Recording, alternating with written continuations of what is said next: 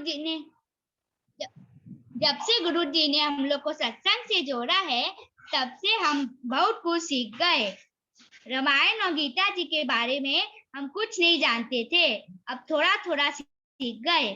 सुबह उठते ही हम लोग घर में आपस में एक दूसरे को हरिओम बोलते हैं और सब बड़ों को प्रणाम करते हैं। सूरज भगवान, शिव जी और तुलसी जी को हम लोग प्रणाम कर लेते हैं। हर रविवार को हमें सत्संग का और गुरु जी के दर्शन का इंतजार रहता है। जो नहीं समझ आता, फोन से पूछते हैं तो गुरु जी बता देते हैं। इसलिए हमारे गुरु जी भी है और हमारे दोस्त भी है, क्योंकि गुरु जी हमें डांटते नहीं है। जिस दिन सत्संग नहीं मिलता, हमें बहुत खाली खाली लगता है कुछ छूट गया। प्रणाम गुरु जी। बहुत सुंदर शुभम बेटा, बहुत ही सुंदर बोला। और हर रविवार को तो हम सब आपका भजन सुनकर जब शुरू करते हैं तो हमें बहुत अच्छा लगता है। और हमारे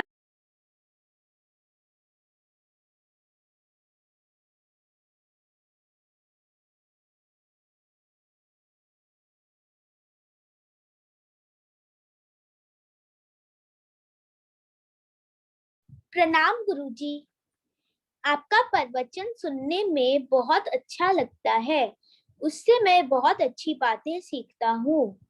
जैसे कि मैं रोज सुबह उठकर पूजा करता हूँ, मंत्र पढ़ता हूँ और हनुमान चालीसा करता हूँ आदि।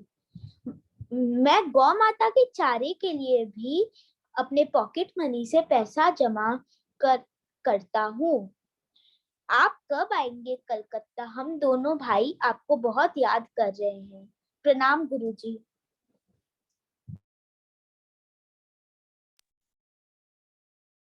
बहुत सुंदर बेटा, आपने बहुत ही सुंदर से बोला।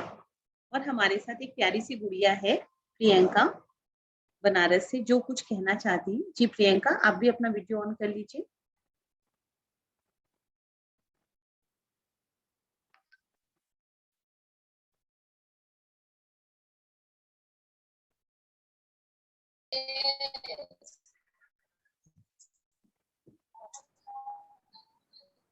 हाँ प्रियंका, आपका वीडियो भी ऑन कर लीजिए।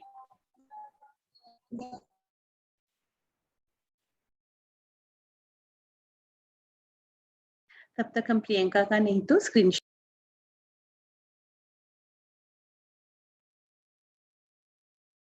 गुरुर्देवो महेश्वरः गुरुर्साक्षात् परम ब्रह्म तस्मै श्री गुरुवे नमः। सर्वप्रथम सद्गुरुदेव भगवान के चरणों में कोटि कोटि प्रणाम। हम सभी अत्यंत ही सौभाग्यशाली हैं जो कि हमें परम पूज्य गुरुदेव का सानिध्य प्राप्त हुआ और फिर उसके बाद हमें यह इतना ही अच्छा सत्संग प्राप्त हुआ। प्रत्येक रविवार को हमें सत्संग की प्रतीक्षा रहती है।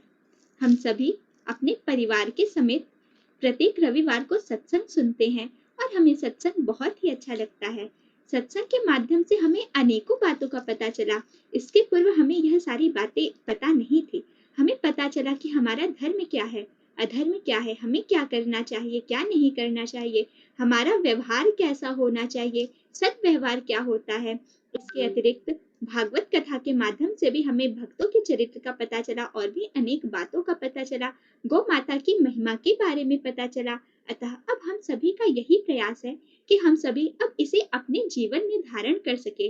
अतः सद्गुरुदेव भगवान से हमारी यही प्रार्थना है, यही विनती है कि अब उनकी ही कृपा से जो भी सिद्धांत वो हम सभी को दे रहे हैं, अब हम सभी उसे अपने जीवन में धारण कर सके और उसका परम लाभ उठा सके। हम सभी अपने आप को बहुत ही सौभाग्यशाली समझते हैं जो कि हमें परम पूज्य गुरुदेव का सानिध्य प्राप्त हुआ, सत्संग प्राप्त हुआ। और कहा भी गया है कि इस जीवन में सबसे अधिक सौभाग्यशाली वही मनुष्य है जिसे कि सद्गुरु प्राप्त हो, और उससे भी अधिक सौभाग्यशाली वह है जिसने स्वयं को सद्गुरु देव भगवान की कृपा का पात्र बना लिया। अतः हम सभी को सद्गुरुदेव भगवान का सानिध्य तो मिल गया। अब हमारे जीवन में हमारा यही प्रयास है कि हम सभी अपने सद्गुरुदेव भगवान की कृपा पात्र बने। प्रणाम गुरुदेव। ओम शांति शांति शांति। ओम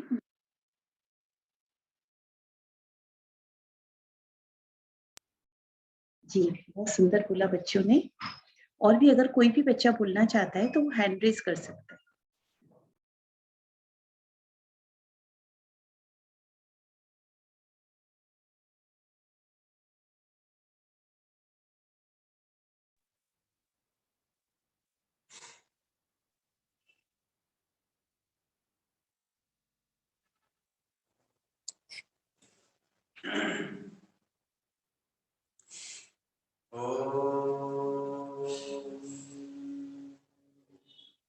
श्री परमात्मने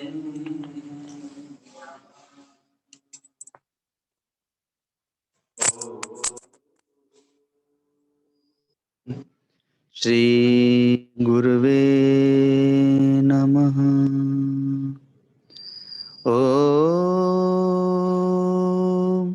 श्री गणेशाय नमः।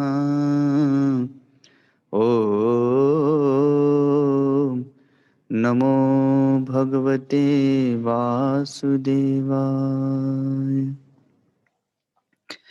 गुरुर्ब्रह्मा गुरुर्विष्णु गुरुर्देवो महेश्वर गुरुर्साक्षात् परं ब्रह्म तस्मै श्री गुरुवे नमः। अखण्डमण्डलाकारं व्याप्तं येन चराचरं तत्पदं दर्शितं येन तस्मै श्री गुरुवे नमः। ध्यानमूलं गुरुर्मूर्ति पूजामूलं गुरुर्पदम् मंत्रमूलं गुरुर्वाक्यम् मोक्षमूलं गुरुकृपा मोक्षमूलं गुरुर्कृपा।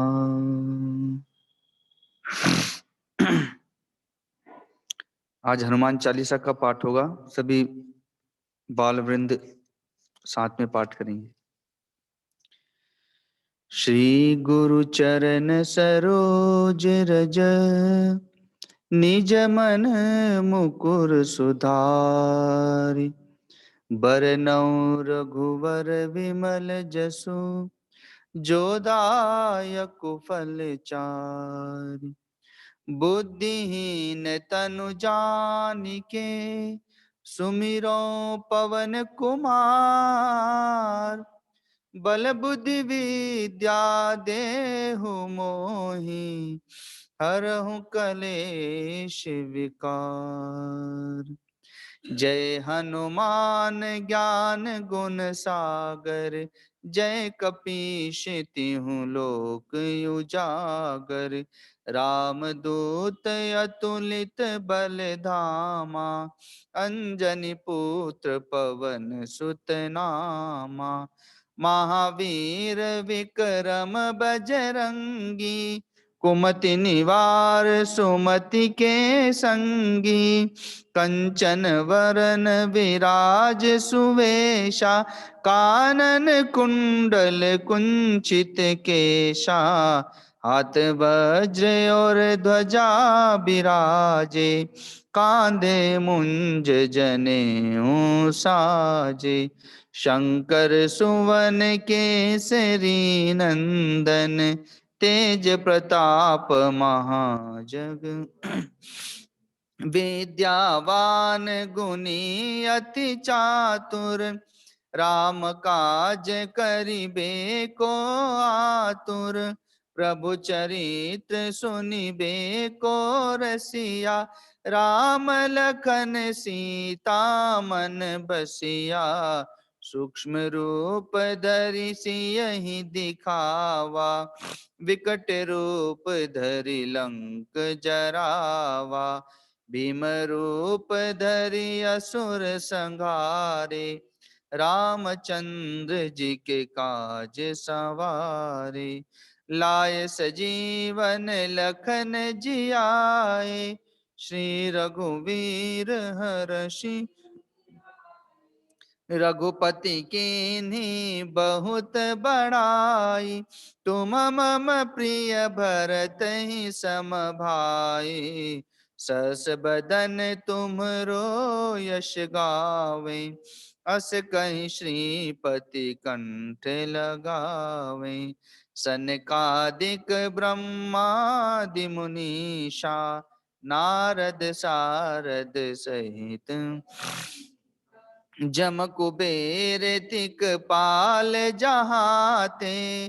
कवि कोविद कहीं सके कहाते। तुम उपकार सुग्रीव ही कीन्हा। राम मिलाय राजपद दीन्हा।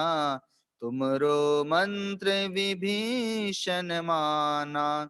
लंकेश्वर भय सब जग जाना। जुग सहस्त्र योजन पर भानु। लील्योताहि मधुर फल। प्रभु मुद्रिका मेली मुख माही। जलधि लांघि गए अचरज नाही। दुर्गम काज जगत के जेते। सुगम अनुग्रह तुमरे तेते। राम दुआरे तुम रखवारे। होत न आज्ञा बिनु पैं। सब सुख लहे तुम्हारी सरना। तुम रक्षक काहू को डरना। आपन तेज समारो आपे। तीनों लोक हाकते कापे। भूत पिशाच निकट नहीं आवे। महावीर जब नाम सुनावे। नासे रोग हरे सब पीरा। जपत निरंतर हनुमत बीरा। संकट ते हनुमान छुड़ावे। मन क्रम वचन ध्यान जो लावे। सब पर राम तपस्वी राजा। तिनके काज सकल तुम साजा। और मनोरथ जो कोई लावे। सोई अमित जीवन फल पावे। चारों जुग परताप तुम्हारा। हे प्रसिद्ध जगत उजिर।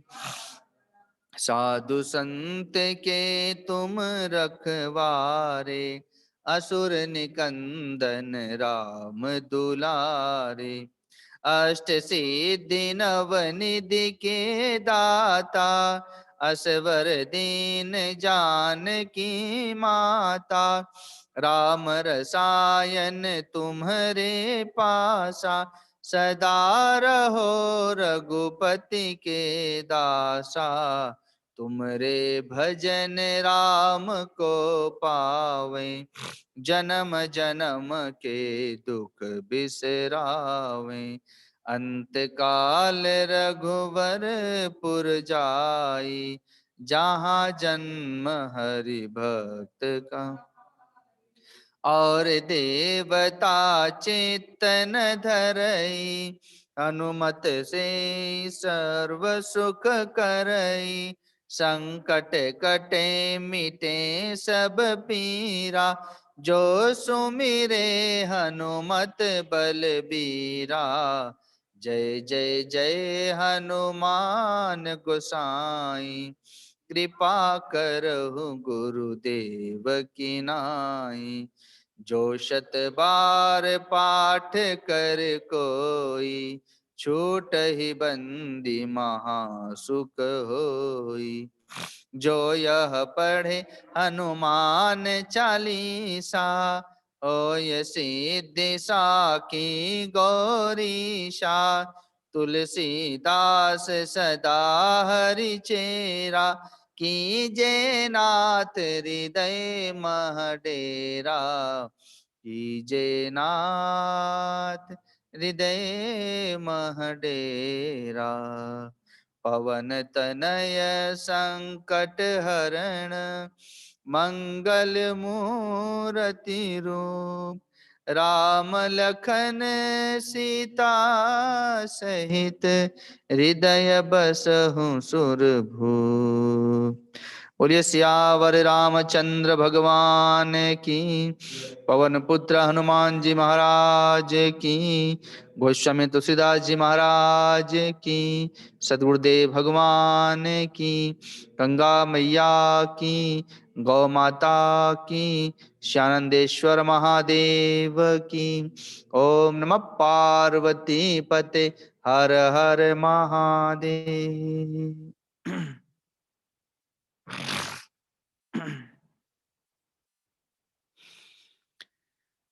आज करवा चौथ का व्रत है।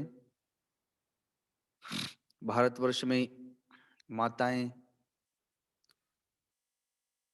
अपने पति की मंगल कामना के लिए, स्वस्थ जीवन, लंबी आयु के लिए इस व्रत को करती हैं।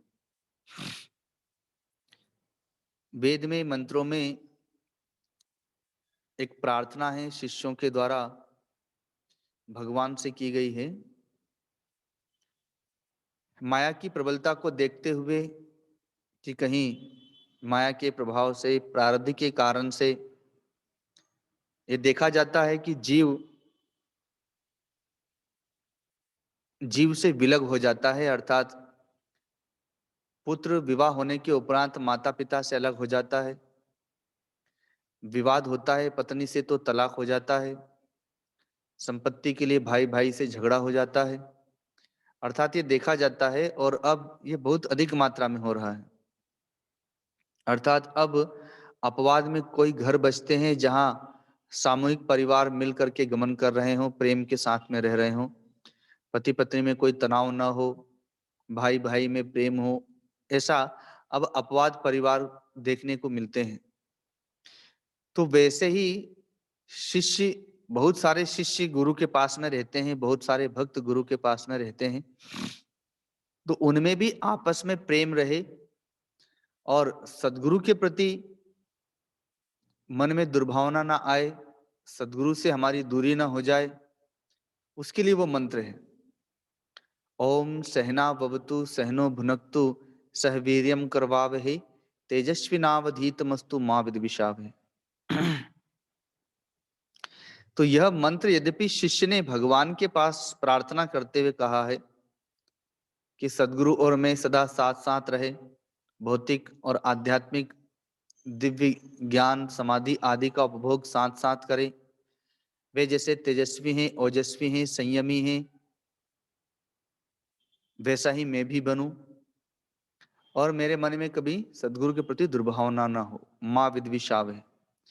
वे तो माया से परे हैं, अतः उनके मन में तो कभी आएगा नहीं, लेकिन मैं तो माया के अधीन हूं, तो कहीं मेरे चित्त में ना विचार आ जाए, ऐसा शिष्य ने प्रार्थना की भगवान के पास। उसी प्रार्थना को सद्ग्रस्त भक्त भी अपने जीवन में स्वीकार कर सकते हैं। क्योंकि आज करवा चौथ का व्रत है, भारतवर्ष की माताएं बहनें इस व्रत को करती हैं। तो केवल शरीर से तप करें और यदि साथ में यह प्रार्थना भी करें तो व्रत शरीर से पूर्ण होगा ही, लेकिन प्रार्थना से अंतःकरण निर्मल होगा, क्योंकि प्रार्थना करने का मतलब है हृदय विनम्र बनाना। इस सूत्र को, इस मंत्र को वे प्रार्थना के रूप में ले सकती हैं कि मैं और मेरे पति सदा साथ साथ रहे, सुख में, दुख में, अनुकूलताओं में, प्रतिकूलताओं में, रोग के समय, आरोग्यता के समय। घर में जब धन हो अर्थात धनवान हो हम लोग उस समय, और जब निर्धन हो उस समय भी, अर्थात हम सदा साथ साथ रहे, कभी भी हमारा वियोग ना हो। युवावस्था, वयस्क अवस्था, वृद्धावस्था, इन सभी अवस्थाओं में हम सदा साथ साथ रहे, हमारा कभी वियोग न हो, और साथ में रहे ही नहीं बल्कि प्रेम के साथ में रहे। क्योंकि रहना तो मां गांधारी का धृतराष्ट्र के साथ में रहना हो ही रहा है, लेकिन कलह के साथ में रह रहे हैं। धृतराष्ट्र मां गांधारी की बातों को सहन नहीं कर पाता। जब वह शिक्षा की नीति की बात बताती है तो वह सहन नहीं कर पाता।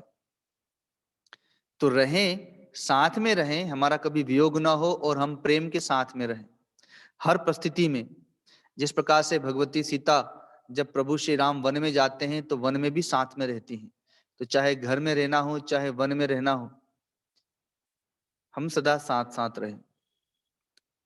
भौतिक और आध्यात्मिक दोनों ही वस्तुओं का हम साथ साथ में ही उपभोग करें।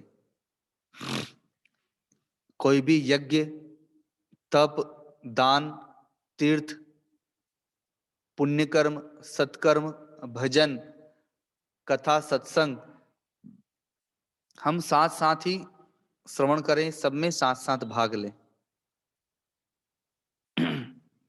ऐसे ही भौतिक वस्तुओं का जो उपभोग है, जो विषयों का उपभोग है, सुंदर मकान, गाड़ी, नए वस्त्र, सुंदर व्यंजन आदि, इनका भी हम साथ साथ ही उपभोग करें। ऐसा ना हो कि पति अकेले उपभोग करें और मैं ऐसे ही रह जाऊं, और ऐसा भी ना हो कि मैं अकेले ही उपभोग करूं और पति को न दूं, बल्कि हम साथ में मिल बांट करके ही इसका उपभोग करें। भौतिक और आध्यात्मिक दोनों जगत में हमारा प्रवेश हो, अर्थात भक्ति भी हमें प्राप्त हो, ज्ञान के लिए भी हम जिज्ञासु बने, चित्त में वैराग्य भी हो, तेजस्वी नावधीतमस्तु, हम दोनों संयमी बने, तेजस्वी बने। इंद्रियों पर हमारा शासन न हो बल्कि हम इंद्रियों पर शासन करने वाले हों। मन पर हमारा शासन हो, मन हम पर शासन न करे। तथा जितने भी विकार हैं, काम, क्रोध, लोभ, मोह आदि, इन पर हमारा शासन हो, हम इनके अधीन न हो। हम दोनों पर गुरु का शासन हो और हमारा मन बुद्धि पर शासन हो, इंद्रियों पर शासन हो। मां विद्वी शाव है। प्रतिकूल से प्रतिकूल परिस्थितियों में भी कभी भी हम दोनों के मन में एक दूसरे के प्रति दुर्भावना उत्पन्न न हो, विद्वेष उत्पन्न न हो, ऐसा प्रेम हो। ओम शांति शांति शांति, त्रिविध तापों की शांति हो, दैहिक, दैविक, भौतिक ताप आदि, इन त्रिविध तापों की शांति हो। तो व्रत के साथ में प्रार्थना भी हो। दिन में कई बार इस प्रार्थना को मन ही मन कर सकते हैं, कम से कम एक दिन तो कर ही सकते हैं, जब चूंकि आज व्रत है। तो आज जो भी सत्संग से जुड़े हुए हैं, तो यद्यपि बाल सत्संग है, लेकिन इसमें 3 वर्ष से लेकर के 25 वर्ष तक के बाल गोपाल बालिकाएं सभी जुड़ी हुई हैं, वृद्ध भी हैं, युवक भी हैं। तो जो युवक हैं, जो वृद्ध हैं, वे तो इस विषय को जानते हैं कि करवा चौथ का व्रत क्या होता है, लेकिन जो बालक हैं, बालिकाएं हैं, जो बच्चे हैं, वे नहीं जानते कि यह व्रत क्या है, कौन करते हैं, क्यों किया जाता है। तो घर में जो माताएं हैं, जो बहनें हैं, जो व्रत कर रही हैं, तो वे तो अपने उन बाल गोपालों को, बालिकाओं को समझा ही सकते हैं। लेकिन फिर भी संक्षिप्त में समझाते हैं कि हमारे भारत देश में सद्ग्रस्त परिवार में बहुत सारे नाते हैं। जैसे गुरु शिष्य का एक सबसे परम पवित्र नाता है, वैसे ही संबंधों और नातों से गृहस्थ परिवार चलता है। पति पत्नी का संबंध नाता, माँ पिता का पुत्र का संबंध नाता, भाई भाई का, बहन भाई का, मित्र मित्र का। और उन पवित्र नातों को और निर्मल निर्मल तथा पवित्र करने हेतु ऋषि महर्षियों ने बहुत सारे पर्व त्योहार दिए, जैसे भाई बहन के रिश्ते को और भी अधिक उन्नत करने के लिए परम पवित्र रक्षाबंधन का त्योहार दिया।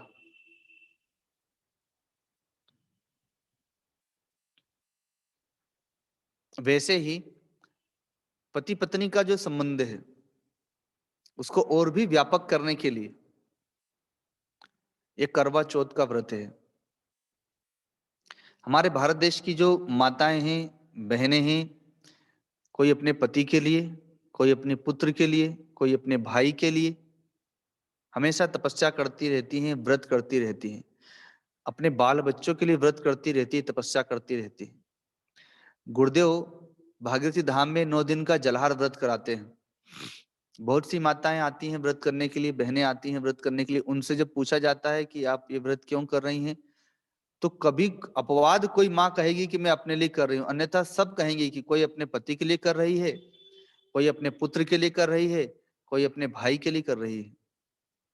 अपने लिए तप करने वाली कोई अपवाद में मिलती है। घर में सुख शांति रहे, बाल बच्चे स्वस्थ रहें, सुख शांति से रहें, परिवार में सब मंगलमय हो, आदि आदि इन्हीं मनोकामनाओं के साथ में व्रत करती हुई पाई जाती हैं।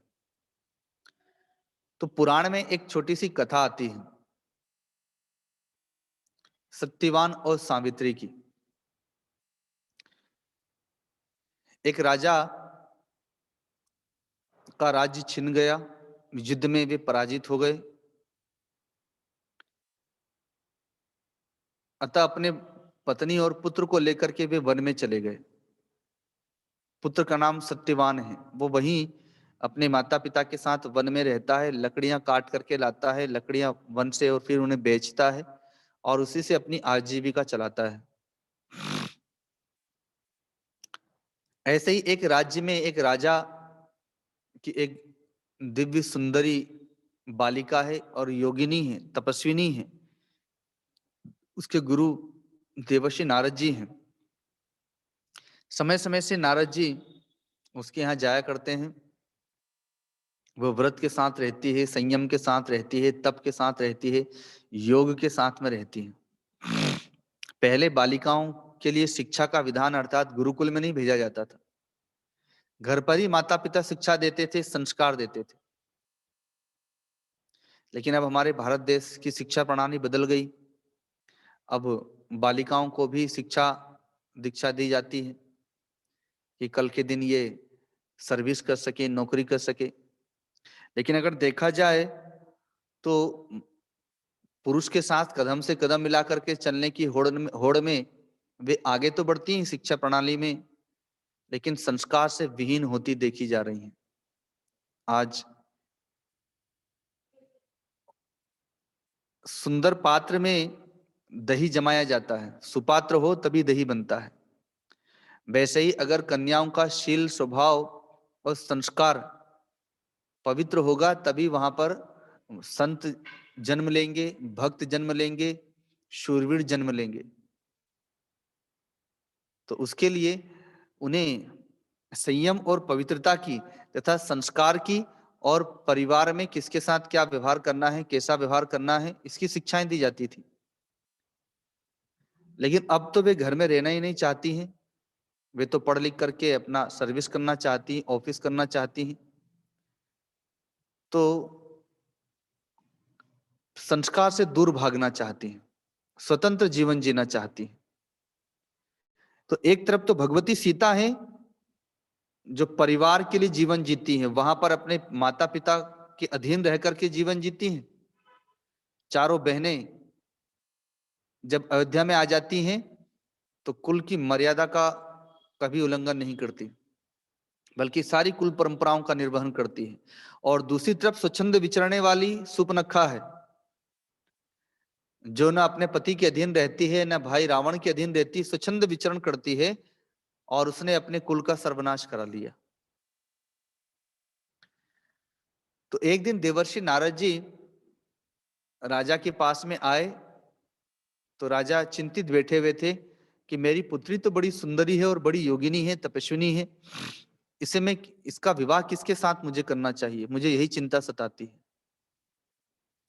जैसे आजकल बालिकाएं जब पढ़ लेती हैं, तो जब वो अधिक पढ़ ली तो अब कम पढ़े लिखे से पुत्र से तो, बालक से तो उसका विवाह करेंगे नहीं, उसे अपने से भी अधिक पढ़ा लिखा चाहिए।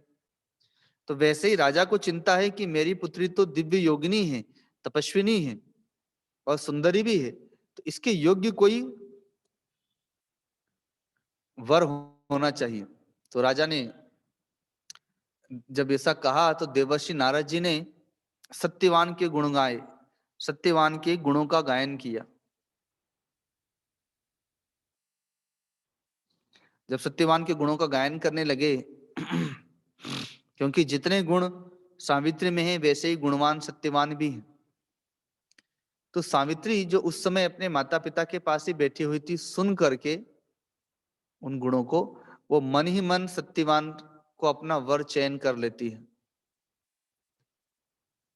लेकिन नारद जी ने गुणों को बताते बताते सबसे अंत में बताया कि मैं जिस बालक का गुण बता रहा हूं, चूंकि जितने गुण इसमें हैं उतने ही गुण उसमें भी है, लेकिन उसकी आयु केवल 1 वर्ष की है, अर्थात 1 वर्ष की आयु उसकी शेष बची हुई है, उसकी आयु पूर्ण हो चुकी।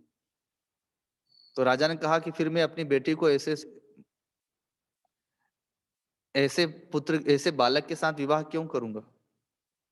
लेकिन सावित्री कहती कि मैंने तो वरण कर लिया, अतः मैं तो उन्हीं से विवाह करूंगी। हट करने लगती हैं, तो माता पिता ने विवाह कर दिया सत्यवान के साथ में। नारद जी से सावित्री ने व्रत ले लिए और तपस्या के साथ रहती है, जैसे आज के दिन करवा चौथ का व्रत करती हैं माताएं अपने पति की लंबी आयु के लिए, स्वस्थ जीवन के लिए, आरोग्यता के लिए। वैसे ही माताएं तो केवल 1 दिन का व्रत कर रही हैं, लेकिन सावित्री ने 1 वर्ष का व्रत किया। अपने सदगुरु देवर्षि नारद जी से संयम, व्रत, नियम आदि सब कुछ सीख करके वह चली तो गई ससुराल में, लेकिन वहां जा करके वो व्रत के साथ में रहती है, सास ससुर की सेवा करती है, पति की सेवा करती है, घर का सारा कार्य करती है, जबकि वन में रहना है उन्हें। एक राजा की राजकुमारी है और वन में जाकर के रहती है अपने पति के साथ में, जहां उनका कच्चा मकान था। सत्यवान रोज वन में जाते हैं, लकड़ियां काट करके लाते हैं और किसी राज्य में जाकर के लकड़ियों को बेचते हैं, उससे जो पैसा आता है उसी से उन लोगों की आजीविका चलती है। वह सेवा भी करती है और अपनी तपस्या साधना भी करती है, व्रत के साथ में रहती है। धीरे धीरे धीरे समय बीतता गया, 1 वर्ष पूर्ण होने चला। आज अंतिम दिवस है। सावित्री ने ध्यान समाधि से देख लिया कि अब मेरे पति का आज का जो दिन है वो अंतिम दिन है। अतः वह सुबह से ही माता पिता से कहती है, अपने पति से भी कहती है कि आज मैं भी आपके साथ वन में जाऊंगी लकड़ी लेने के लिए, मुझे भी वन में चलना है। तो चूंकि उसने माता पिता की सेवा करके उन्हें इतना प्रसन्न कर लिया है कि जब उसने निवेदन किया तो माता पिता ने स्वीकार कर लिया कि ठीक है, आज इनके साथ, अपने पति के साथ तुम चली जाओ, तुम्हारी इच्छा है मन में वन में जाने की, वन में भ्रमण करने की, तो जा सकती हूँ। वो चाहती थी कि आज मैं पति का साथ न छोड़ूं, सदा साथ रहूं। पतिदेव भी वन में लेकर के गए, तो सूखी सूखी लकड़ियां वे काटते जाते हैं, ये एकत्रित करती जाती है, गट्ठर बनाती जाती है। दोपहरी का समय है। सत्यवान कहते हैं कि अभी मेरे सिर में पता नहीं क्यों अचानक पीड़ा उत्पन्न हो गई है, बहुत जोर से सिर दर्द कर रहा है। तो कहती है कि कोई बात नहीं, मैं बैठ जाती हूँ, आप मेरे गोद में मस्तक रख करके थोड़ी देर विश्राम कर लीजिए, सो लीजिए। तो ऐसा ही होता है, वो सो जाते हैं सत्यवान। सावित्री ने अपनी दिव्य दृष्टि से देखा, क्योंकि वह योगिनी है, तपस्विनी है, व्रत में भी है, तो दिव्य दृष्टि से देखती है कि यमराज आ रहे हैं और सत्यवान की जीव को खींच रहे हैं। सत्यवान की जो जीवात्मा है वह शरीर से धीरे धीरे धीरे करके उत्क्रमण कर जाती है, अर्थात निकल जाती है, अर्थात सत्यवान की मृत्यु हो गई। अब जैसे ही यमराज जाने को होते हैं कि सावित्री खड़ी हो जाती है, हाथ जोड़ करके प्रार्थना करने लगती है। जैसे मैंने अभी एक प्रार्थना बताई आपको, तो वैसे ही वो यमराज को प्रसन्न करने के लिए प्रार्थना करती है, उनके दिव्य गुणों का गायन करती है। तो सामान्य जीव को भी ये देखा जाता है कि कोई व्यक्ति अगर उसकी प्रशंसा करे, यहां तक कि उसका बैरी क्यों ना हो, शत्रु ही क्यों ना हो, यदि वो प्रशंसा करता है तो वो प्रसन्न हो जाता है। ठीक वैसे ही जब यमराज की प्रशंसा की गई, उनके गुणों का गायन किया गया, उनसे प्रार्थना की गई, तो यमराज प्रसन्न हो गए और कहते हैं कि हे बेटी, मांगो, क्या वरदान मांगती हो? अपने पति का जीवन छोड़ करके जो मांगोगी मैं दे दूंगा। तो सावित्री का कोई भाई नहीं था, वो अपने माता पिता की इकलौती बेटी थी, और अब तो वह भी ब्याह करके यहाँ आ गई है। तो पीछे माता पिता के पास कोई नहीं है और राज्य चलाने वाला उत्तराधिकारी भी कोई नहीं है। अतः वह यमराज से वरदान मांगती है कि मेरे 100 भाई हों, अर्थात मेरे माता पिता के 100 पुत्र हों। पहले लंबी आयु हुआ करती थी, हजारों वर्ष की आयु हुआ करती थी। यमराज ने वरदान दे दिया, तथास्तु कह करके वे चल दिए। अब वे आगे आगे जा रहे हैं सत्यवान की जीव को लेकर के। इधर सावित्री अपनी योग विद्या से आकाश में उड़ते हुए, गमन करते हुए उनके पीछे पीछे हाथ जोड़े हुए जा रही हैं। यमराज की दृष्टि पड़ी तो फिर रुक गए। अरे बेटी, तुम मेरे पीछे चली आई।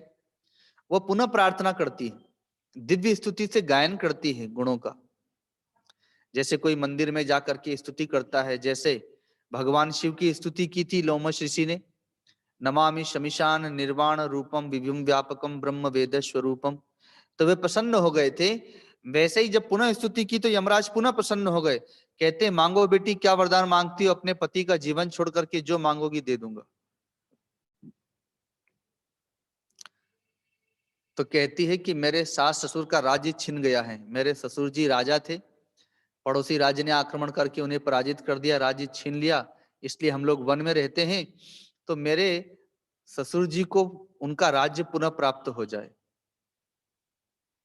द्वितीय वरदान तथास्तु कह करके यमराज ने दिया और पुनः चल दिए आकाश मार्ग से। सावित्री पीछा नहीं छोड़ती है, पुनः पीछे पीछे चलती रहती है। अब वे दिव्य लोकों में गमन कर रहे हैं कि तभी यमराज की दृष्टि पुनः पीछे पड़ी। पलट करके देखा कि सावित्री यहां तक चली आई। कहते, अरे बेटी, तुम यहां तक क्यों चली आई? तब वो पुनः स्तुति करती है, प्रार्थना करती है, निवेदन करती है। तो देखा भी होगा कि जब कोई संत घोर से घोर अपराध करने वाले व्यक्ति को शाप दे देते हैं, चाहे वो राक्षसी क्यों ना हो, पर जब वो शरण में आकर के क्षमा मांगते हैं, चरणों में गिर जाते हैं, तो वो वरदान भी दे देते हैं। ठीक वैसे ही अब यमराज प्रसन्न हो गए और कहते हैं, बेटी, आज मैं तुमसे अति प्रसन्न हूं, मांगो, क्या वरदान मांगती हो? तो कहती हैं, एक साथ अब चूंकि ये अंतिम वर है, क्योंकि यहाँ पे यमराज ने ये नहीं कहा कि अपने पति का जीवन छोड़ के जो मांगोगी दे दूंगा। अब वो कह रहे हैं कि जो मांगोगी सो दे दूंगा। तो एक ही वर में वह 2 वर मांग लेती है कि मुझे मेरे पति से 100 पुत्रों की प्राप्ति हो, तो पति का जीवन भी बच जाएगा और मुझे 100 पुत्र भी प्राप्त होंगे। तो एक ही साथ में वह 2 वर मांग लेती है कि मुझे अपने पति से 100 पुत्रों की प्राप्ति हो। तो यमराज प्रसन्न थे ही, उन्होंने तथास्तु कह करके वरदान दे दिया। और इस प्रकार से मां सावित्री अपने पति की जीव को पुनः लेकर के आ गई और शरीर में प्रवेश कर गया वह जीव, और नवीन आयु प्राप्त हो गई, नवीन जीवन प्राप्त हो गया। तो ऐसे व्रत और संयम के साथ में, तप के साथ में भारतीय नारियां रहती है अपने पति की जीवन की रक्षा के लिए, आरोग्यता के लिए, सुखी जीवन के लिए। अपने लिए व्रत नहीं करती। कोई पुत्र के लिए व्रत करती हैं, अन्य व्रत होते हैं, छठ आदि का व्रत होता है, और भी अन्य अन्य व्रत होते हैं। तो भगवान ने भी देखा, संतों ने भी देखा कि नारियां, माताएं अपने लिए व्रत नहीं करती, अपने लिए तप नहीं करती, बल्कि अपने परिवार में अपने पति, पुत्र, भाई आदि के लिए व्रत करती हैं। अतः भगवान उनके हित के लिए उनके गर्भ से प्रकट होते हैं और उनका उद्धार करते हैं। उन्हें अपना उद्धार करने के लिए कुछ नहीं करना पड़ता। इसीलिए भय प्रकट कृपाला दीन दयाला कौशल्या हितकारी का, कि भगवान फिर उनका उद्धार करने के लिए स्वयं प्रकट होकर के उन्हें वरदान देते हैं। उन माताओं को फिर अपने लिए कुछ करना नहीं पड़ता। और इसीलिए संन्यास लेने वाले संत भी जगत में किसी को प्रणाम नहीं करते, अपने सदगुरु को प्रणाम करते हैं, भगवान को प्रणाम करते हैं। लेकिन जब माँ सामने आती हैं तो माँ को प्रणाम करते हैं। न पिता को प्रणाम करते हैं, न अन्य भाई बांधवों को प्रणाम करते हैं, बल्कि अब वे ही लोग संत समझ करके प्रणाम करते हैं। इसीलिए शास्त्रों में आया है, यत्र नारी पूज्यते तत्र देवता रमन्ते। जहां नारी की पूजा की जाती, उपासना की जाती, वहां पर देवताओं का वास होता है। और यह हमारे भारत देश में परंपरा है, अर्थात माताओं का उच्च स्थान है। अन्य देशों में नारियों का उच्च स्थान नहीं है, हमारे यहाँ पर नारियों का उच्च स्थान प्राप्त है। लेकिन इतना होने के उपरांत भी भारत देश में तलाक घर घर में आ गया है, जो भारत देश के लिए कलंक है। अभी हम लोग राजस्थान गए थे नवरात्रि के पहले पितृपक्ष के समय, तो उस समय मैंने सबसे प्रश्न किया था, बच्चों को छोड़ करके, जो नवयुवक है, जो विवाहित है, उन लोगों से, बूढ़ों से भी प्रश्न किया था कि शादी के समय में 7 प्रतिज्ञाएं कराई जाती हैं वर और वधू से, वो 7 प्रतिज्ञाएं कौन सी हैं? तो किसी को भी याद नहीं था। तो मैंने कहा कि भगवान सूर्य प्रतिज्ञामय हैं, वे प्रतिज्ञा के साथ गमन कर रहे हैं। चंद्रमा प्रतिज्ञा के साथ में है, वायु देवता प्रतिज्ञा के साथ में है, समुद्र प्रतिज्ञा के साथ में है, बिना प्रतिज्ञा के यहाँ कोई नहीं है। यहाँ तक कि पेड़ पौधे प्रतिज्ञा के साथ में है।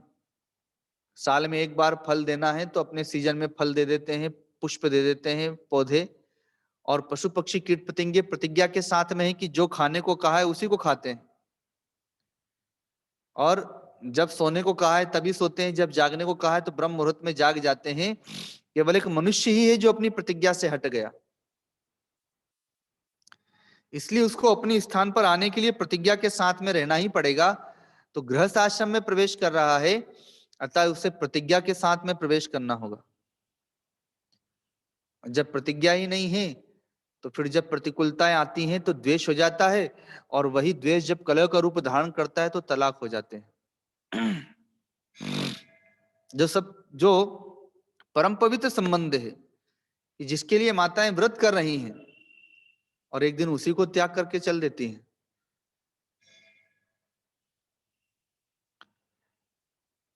शिव महापुराण में आया है,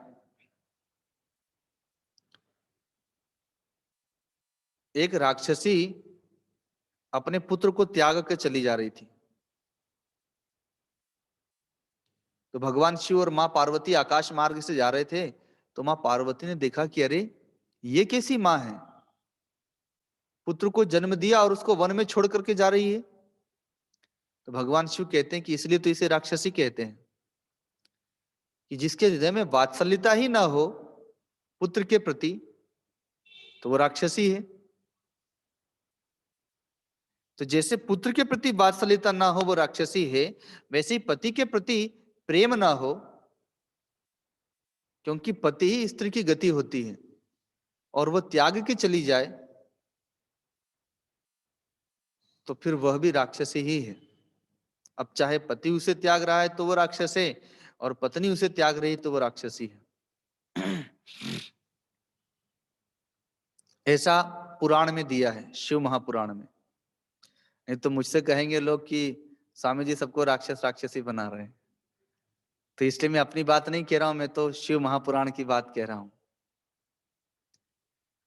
तो भगवान शिव को वरदान देना पड़ा माँ पार्वती के कहने से। माँ पार्वती का हृदय तो वात्सल्यमय है, वे एक नारी भी है, शक्ति है, आदि शक्ति है, माँ है। तो उस पुत्र का दुख माँ पार्वती से देखा नहीं गया, तो भगवान शिव को प्रेरित करती हैं, भगवान शिव को वरदान देना पड़ा कि राक्षसों के यहाँ जो भी पुत्र जन्म लेगा वो बहुत जल्दी बड़ा हो जाएगा, क्योंकि जब माँ रहेगी नहीं, माँ पालेगी नहीं, तो वो इतना कष्ट क्यों सहेगा, इसलिए वो जल्दी उसकी उम्र बड़ी हो जाएगी, अर्थात शरीर जल्दी बड़ा हो जाएगा। तो भारत देश में तलाक कलंक है,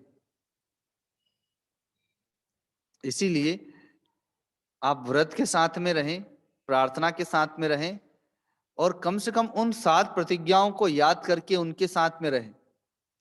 और अगर वो 7 प्रतिज्ञा याद नहीं आती हैं तो केवल एक व्रत ले लें, क्योंकि करवा चौथ का व्रत तो आप साल में एक बार करते हैं, और जो प्रार्थना बताई है वो भी आप साल में एक बार ही करेंगे। अगर वो उस प्रार्थना को रोज करें और साथ में एक व्रत ले लें कि रोज सुबह उठ करके अपने पति को प्रणाम करें,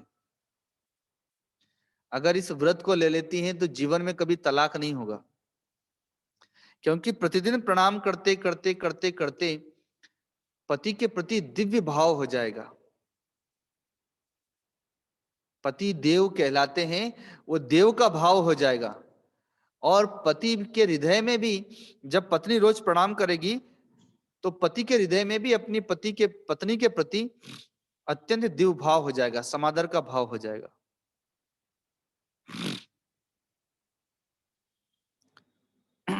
अतः कभी प्रतिकूल परिस्थितियों में भी एक दूसरे के प्रति दोष दर्शन नहीं होगा। कभी घोर प्रतिकूलताएं भी आ जाएंगी तो भी एक दूसरे के प्रति दुर्भावना उत्पन्न नहीं होगी। तब जाकर के करवा चौथ का व्रत पूर्ण रूप से सार्थक होगा। तो इसलिए इस बात को माताओं को विशेष रूप से ध्यान देना होगा, क्योंकि एक परिवार, बल्कि 2 परिवार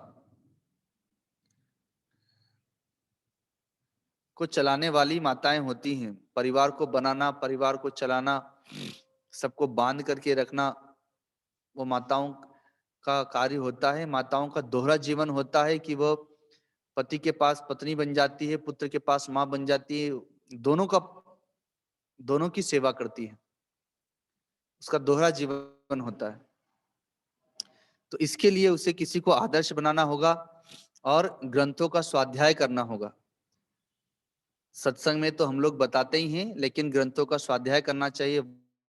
वाल्मीकि रामायण है, श्रीमद् भागवत महापुराण है, महाभारत है, और भी अन्य अन्य पुराण हैं। उसमें नारी का धर्म क्या है उसे समझना होगा, और धीरे धीरे उस पर चलने का प्रयत्न करेंगे। जितना समय हम टीवी और मोबाइल में देते हैं अनर्गल बातों को देखने, सुनने, समझने में, उससे हमारे चरित्र की हानि होती है, हमारे संस्कारों की हानि होती है। अगर उतना से आधा समय भी हम ग्रंथों के स्वाध्याय में दे दें, ज्यादा नहीं समय है तो रामचरितमानस का ही पाठ करें और उसके 5 दोहों का प्रतिदिन अर्थ के साथ में अध्ययन करें, तो भी हमारा चरित्र दिव्य बन जाएगा, क्योंकि इसीलिए उसका नाम रामचरितमानस है। उसमें सबका चरित्र है, पति का, पत्नी का, भाई का, मित्र का, पुत्र का, माता का, पिता का। तो जब जिस पद पर जैसा चरित्र चाहिए वहां चरित्र अध्ययन करने से हमारे पास प्रकट होने लगेगा। तो इसलिए इन सब बातों का ध्यान रखते हुए इस पर विचार करना चाहिए। बालकों को भी समझाने के लिए ये विषय रखा गया, क्योंकि कल के दिन ये विषय जाने रहेंगे तो उन्हीं बालिकाओं को कल के दिन बड़ी होकर के किसी की पत्नी बनना है, किसी परिवार की बहू बनना है, किसी समय माँ बनना है। तो धर्म को जानी रहेंगी तो उसके अनुरूप वे फिर वैसा व्यवहार कर पाएंगी। और ठीक वैसे ही बालकों के लिए जब वे बड़े होंगे तो कभी पति, पुत्र, पिता आदि बनेंगे, तो स्वधर्म को जानना आवश्यक है। तो एक छोटे से भजन के माध्यम से वाणी को विराम देंगे।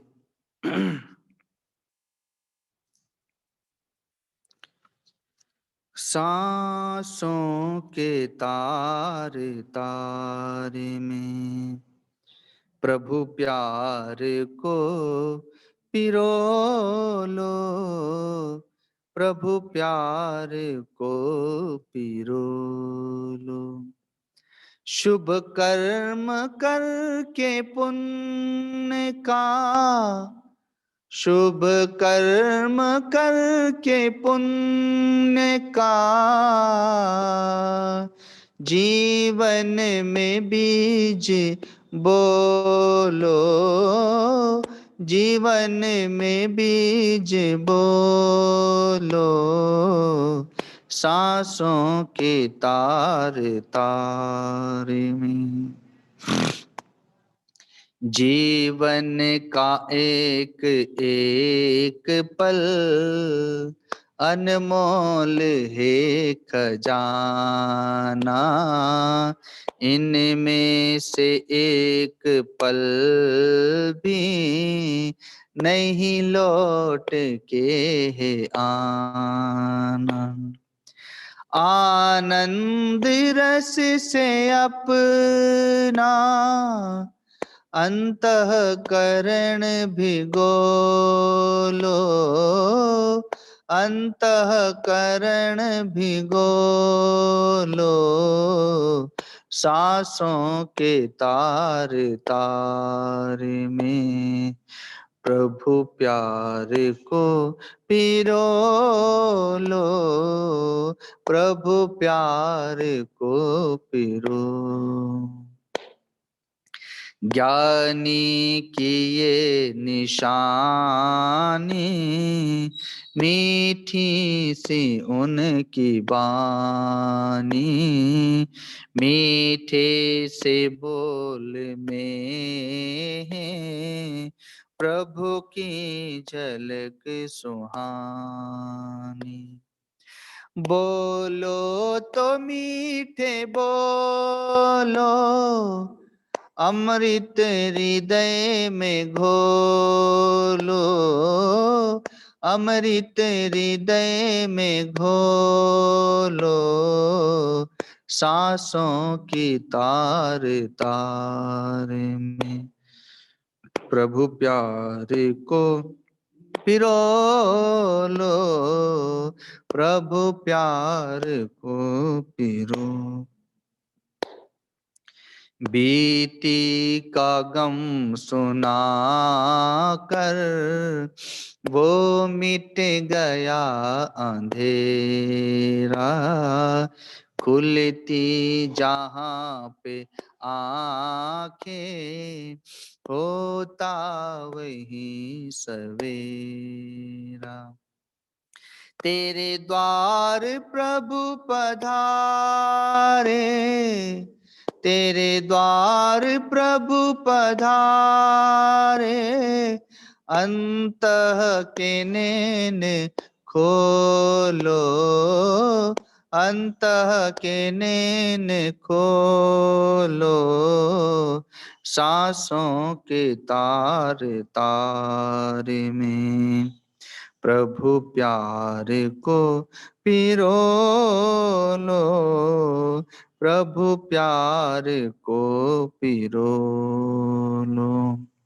शुभ कर्म करके पुण्य का, शुभ कर्म करके पुण्य का जीवन में बीज बोलो, जीवन में बीज बोलो। सांसों के तार तार में, सांसों के तार तार में, सांसों के तार तार में। तो इस प्रकार से अपने जीवन में बहुत सारे व्रतों को, बहुत सारी प्रतिज्ञाओं को धीरे धीरे हमें लाना होगा, समावेश करना होगा, क्योंकि हम प्रतिज्ञा विहीन हो गए हैं, सिद्धांत विहीन हो गए हैं, स्वधर्म से विहीन हो गए हैं, पराये के धर्म को हम स्वीकार करते चले जा रहे हैं, पराये के संस्कारों को धारण करते चले जा रहे हैं। तो इन सब बातों को ध्यान में रखेंगे। दीपावली का परम पावन पर्व समीप है। भगवान श्री राम जब 14 वर्ष के उपरांत अयोध्या लौट करके आए तो घर घर में दीप जलाए। अयोध्या वासियों ने पूरी अयोध्या का श्रृंगार किया, अयोध्या की सफाई की और घर घर में दीप जलाए। तो वह तो हमें करना ही है, उसकी तैयारी अपने घर घर को अयोध्या बना देना है, अपने घर को अयोध्या का मंदिर बना देना है। घर की साफ सफाई करना, घर पर दीप जलाना, प्रभु के आने का प्रतीक्षा करना, उनका स्वागत करना। लेकिन यह हमारा शरीर ही अयोध्या है। इस शरीर रूपी अयोध्या को पवित्र बनाएं, साफ बनाएं, निर्मल बनाएं और इसके अंतःकरण को पवित्र करें और वहां पर ज्ञान का दीप जलाएं, भक्ति का दीप जलाएं, वैराग्य का दीप जलाएं, सेवा का दीप जलाएं, समर्पण का दीप जलाएं, उजियाला कर दे भीतर में और प्रभु का मानो स्वागत करें इस रूप में। तो आगे जो भी हमारे ऑनलाइन कार्यक्रम होंगे उनकी जानकारियां मिलती रहेंगी ग्रुप आदि पर। दीपावली का समय है, तो जैसा कि मैंने पूर्व में बताया भी था कि गुरु जी की परंपरा अनुसार दीपावली के दिन संतों को घी, बादाम, मिठाई आदि प्रसाद वितरित किया जाता है और फिर उसके अगले दिन अन्नकूट होता है। भगवान श्री कृष्ण और भगवती राधा जी के अन्नकूट का भोग समर्पित किया जाता है। 56 भोग बनते हैं, कभी 100 भोग बन जाते हैं, प्रसाद वितरित होता है। तो इस सब में जो कोई भी भक्त सेवा समर्पित करना चाहे, जैसे कल एक भक्त का फोन था तो वे पूछ रहे थे कि आपको क्या मिठाई पसंद है, जो आप कहेंगे हम लोग यहाँ से बना करके और कोरियर कर देंगे। तो मैंने भी हंसी की कि मेरा तो केवल एक पेट नहीं है, मेरे पास तो 101 पेट है, क्योंकि दीपावली के दिन हम अकेले तो मिठाई खाएंगे नहीं, हमारे साथ तो 100 संत भी रहेंगे। तो 101 महात्माओं को प्रसाद जब होगा तभी जा करके हमें संतुष्टि होगी। तो उन्होंने कहा कि ठीक है, हम जो यहाँ पर प्रसाद वितरित होगा, मिठाई आदि, घी, बादाम आदि, उसमें हमारी एक छोटी सी सेवा स्वीकार कीजिए। तो वैसे ही जो भी अपने घर में दीपावली का पर्व मना रहे हैं, जो मिठाइयाँ पा रहे हैं, अन्य जो भी उत्सव मना रहे हैं, उनमें संतों को सम्मिलित करें, उसमें सदगुरु को सम्मिलित करें दीपावली के इस परम पावन पर्व पर, तब आपको राम की प्राप्ति होगी और राम का दिव्य ऐश्वर्य प्राप्त होगा जो अयोध्या के पास ऐश्वर्य था। तो आगे ग्रुप पर आप लोग को मैसेज प्राप्त होंगे इस विषय में और उसमें जो आपकी स्वतंत्रता है आप अपनी सेवा समर्पित कर सकते हैं। बोलिए सद्गुरुदेव भगवान की, परम गुरुदेव महाराज की, सत्य सनातन धर्म की, गौ माता की, श्री गंगा मैया की, सब संतों की, सब भक्तों की, श्री आनंदेश्वर महादेव की। ओम नमः पार्वती पते हर हर महादेव।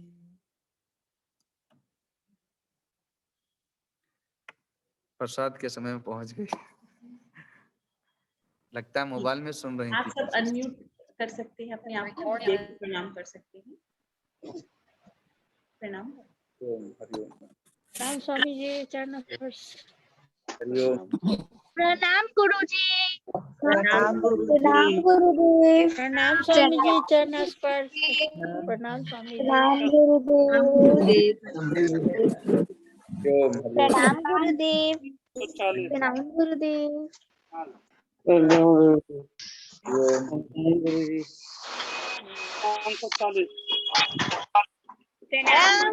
गुरुदेव। प्रणाम गुरुदेव। प्रणाम गुरुदेव। प्रणाम